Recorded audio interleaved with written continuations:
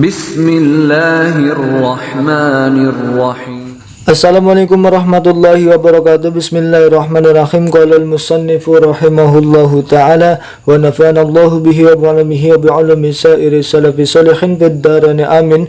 Bismillahirrahmanirrahim. Kitabul Aimani utawi iki iku kitab mertelakan piro-piro sumpah wan nuzuri lan piro-piro nazar. Jadi fasal ini menerangkan tentang beberapa sumpah dan nazar, karena antara sumpah dan nazar ini agak mirip-mirip ya, berbeda tetapi agak mirip. Layan akidu ora bisa dadi opo al-yaminu sumpah illa billahi kejaba kelawan Allah, kejaba kelawan asmane Allah ta'ala halan mahaluhur Allah. Jadi bersumpah itu tidak akan jadi sumpahnya ketika bersumpah dengan selain Allah. Yang jadi adalah sumpah dengan nama Allah, billahi, wallahi, demi Allah, itu yang menjadi. Atau apa? Au bismin utawa kelawan jeneng sifat ismin min asma'ihi saking piro-piro sifat saking piro-piro asmane Allah, atau nama-nama Allah yang lain, birrahman, birrahim, dengan nama-nama Allah yang lain juga pas atau juga sah. Au sifatin utawa kelawan sifatin min sifati dzatihi saking piro-piro sifat dzati Allah, atau bersumpah dengan sifatnya Allah yang ada 20 itu ya, sifat au bil ilmi, demi zat kang moho mau daneni, demi zat yang maha mengetahui, itu sah sumpahnya. Jadi dengan Allah, dengan nama Allah atau nama Allah yang lain atau dengan sifat-sifatnya Allah, maka jadilah sumpah. Selain itu maka sumpahnya tidak dianggap sumpah atau tidak jadi. Wamalan utai sapane wong, ini ada permasalahan. Wamalan utai sapane wong iku kholafa sumpah sopoman oleh sumpah bisa dokoti malihi kelawan nyodakohaken bandane man jawabeman fahuwa mengkota iman iku mukhoyarun, dan ke anak akan milih dan kena akan milih baina sodakoti in dalam antara sodakot dalam antara sodakoh au kafaratil yamini utawa bayar kifarah yamin. Barang siapa bersumpah demi Allah aku akan menyodaqohkan hartaku.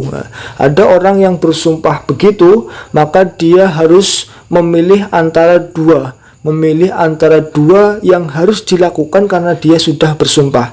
Yang pertama adalah menunaikan sumpahnya, atau dia menyodakohkan hartanya, itu berarti menunaikan sumpahnya. Atau kalau tidak mau menunaikan sumpahnya, dia harus membayar kafaroh sumpah. Membayar kafaroh sumpah yaitu untuk membayar bahwa dia menulayani atau mengingkari sumpahnya. Nanti kafaroh sumpah itu bentuknya apa? Nanti di belakang dijelaskan. Wala say'alan ora ono suwiji-wiji iku mawjud fil laghwil yamini ing dalam dolanane sumpah. Tidak akan terjadi apa-apa, tidak akan berdampak apa-apa kalau seandainya orang yang bersumpah itu untuk bermain-main, karena ada syarat supaya sumpah itu menjadi atau jadi sumpah. Di antaranya yaitu harus tidak terpaksa. Orang mukallaf tidak terpaksa dan sumpahnya dengan nama Allah atau nama-nama Allah yang lain atau sifat nama-nama sifatnya Allah Subhanahu wa ta'ala. Selanjutnya waman kholafa mawanan utai sapane wong iku kholafa sumpah sopoman sumpahe Allah yaf'ala ing yen to ora agawe sopoman sayan ing sewiji-wiji sambong-sambong sumpah ora akep melakukan sesuatu fa amara mongko perintah sopoman ghairuhu ing liyane man sing sumpah oleh perintah liyane man bifi lihi kelawan nglakoni syek. Jawabane man kholafa lam yanhas mongko ora nglanggar, ora nerjang sopoman, tidak dianggap melanggar sumpahnya.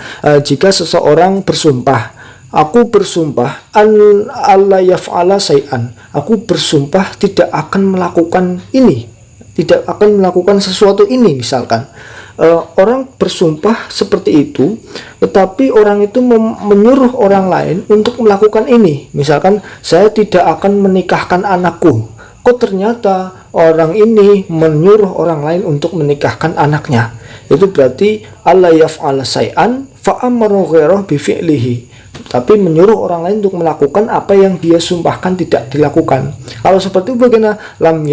Lam yahnas, maka dia tidak dianggap menerjang sumpahnya, dia tidak dianggap melanggar sumpahnya, kecuali kalau dia memang sumpah, misalkan saya tidak akan melakukan ini, baik saya atau orang lain tidak akan melakukan ini, saya bersumpah dengan tidak akan melakukan ini baik saya atau orang lain. Nah, kalau seperti itu, kalau dilakukan orang lain baru dianggap menerjang. Tetapi kalau dia hanya mengatakan saya bersumpah tidak akan melakukan ini, ternyata dia menyuruh orang lain untuk melakukan ini, maka itu tidak dianggap melanggar sumpahnya, karena itu sesuatu yang beda ya. Memang saya tidak melakukannya, tapi orang lain yang melakukannya, itu tidak dianggap menerjang sumpah. Itu contoh ya. Wamanan utai sapanang, contoh lagi nih. Wamanan utai sapanang iku khalafa sumpah sapa man sumpah halafi li amri ngatas sing lakoni perkara loro. Jawab man fa fa'ala mongko agawe sapa man agawene yang nglakonine ahadahum ing salah suwijine amreni ya jawab syarat man lam yahnas mongko ora den anggap nerjang sopeman. Ini juga misalkan ada seseorang bersumpah tidak akan melakukan dua perkara, saya bersumpah tidak akan melakukan ini dan ini, melakukan ini dan ini, tidak melakukan dua perkara, tetapi ternyata dia melakukan salah satunya, dia melakukan salah satu dari dua perkara yang dia sumpah tidak akan melakukannya. Kalau seperti itu lam yahnas juga, ternyata tidak dianggap melanggar sumpahnya, karena memang dia bersumpah tidak akan melakukan dua perkara ini. Walaupun dia melakukan satu perkara, itu tidak dianggap menerjang sumpahnya. Itu contoh ya tentang mengenai sumpah, permasalahan tentang sumpah. Selanjutnya ini kifarohnya. Kalau seandainya seorang bersumpah, sumpahnya jadi, lalu dia tidak melakukannya, maka dia harus membayar kifaroh. Apa itu kifarohnya? Wa kafaratul yamini utawi kifaroh sumpah huwa ya kholif sing sumpah kifaroh atau membayar kifaroh sumpah bagi orang yang melakukan sumpah dan sumpahnya jadi, iku mukhayyarun dan kena akan milih fiha ing dalam kafaroh baina salah sati asya'a ing dalam antara telu pira-pira suwiji-wiji. Jika seorang bersumpah terus melanggar sumpahnya, maka dia harus membayar kifaroh. Kifarohnya adalah memilih dari salah satu dari tiga perkara ini nanti yang akan disebutkan, memilih salah satu dari tiga bentuk kifaroh. Apa saja rupane telu? Apa bae nget rokobatin sewijine bebasaken budak sifat rokobah mukminatin kang mukmin. Ini kafaroh jenis yang pertama ini sangat berat, apalagi zaman sekarang membudak sudah dihapuskan, maka akan seolah tidak mungkin ya kita membebaskan budak. Ini budak yang mukmin, yang mukminah, yang Islam, yang tidak mempunyai cacat. Ya, ada tambahannya, yang tidak mempunyai cacat. Yang cacat itu bisa mengganggu pekerjaannya, karena budak memang disuruh untuk bekerja. Kalau ada cacat yang bisa mengganggu pekerjaannya, maka itu tidak mencukupi, harus yang sehat. Budak yang Islam yang sehat itu satu jenis kifaroh. Ini kayaknya tidak sekarang sudah tidak mungkin dilakukan, membebaskan budak mukminah yang tidak cacat, ini sulit ya.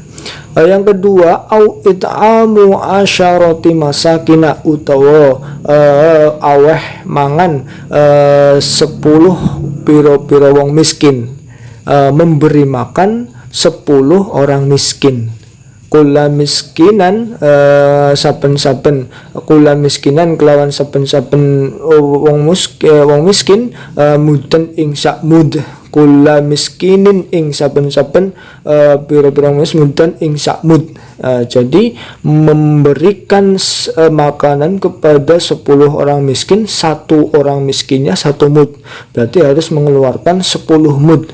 1 mud itu ya setara dengan yang untuk zakat fitrah sekarang ya 2,8 atau 3 kilo ya, itu memberi makan 1 mud dalam 1 orang sebanyak 10 orang miskin. Itu yang kedua.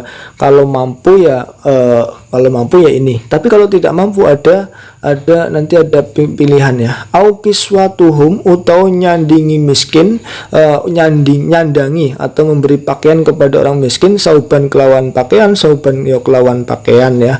Menyandangi atau memberi pakaian kepada orang miskin. 10 orang miskin diberi pakaian satu-satu, itu berarti 10 pakaian ya. Ini agak ringan. Tapi kalau tidak mampu memberi makanan, tidak mampu membelikan baju kepada orang miskin 10, maka fa'illam yajid, mengkolamin orang nemu sapa wong sing bayar kifarah ing raqabah, ing it'amu asan, ing kiswatuhum, fasiyamu salasati ayamin, mongko puasa 3 pira-pira dina. Maka yang terakhir untuk orang yang miskin tidak mampu memberi makanan, tidak mampu memberikan pakaian, maka dia puasa 3 hari. 3 hari tidak harus berturut-turut, boleh 1 hari sekarang, 1 hari lagi minggu depan, 1 hari minggu depan boleh. Yang penting dia berpuasa 3 hari untuk menebus sumpah yang dia langgar. Mungkin itu sedikit tentang persumpahan, kurang lebihnya mohon maaf. Wallahu a'lam. Assalamualaikum warahmatullahi wabarakatuh.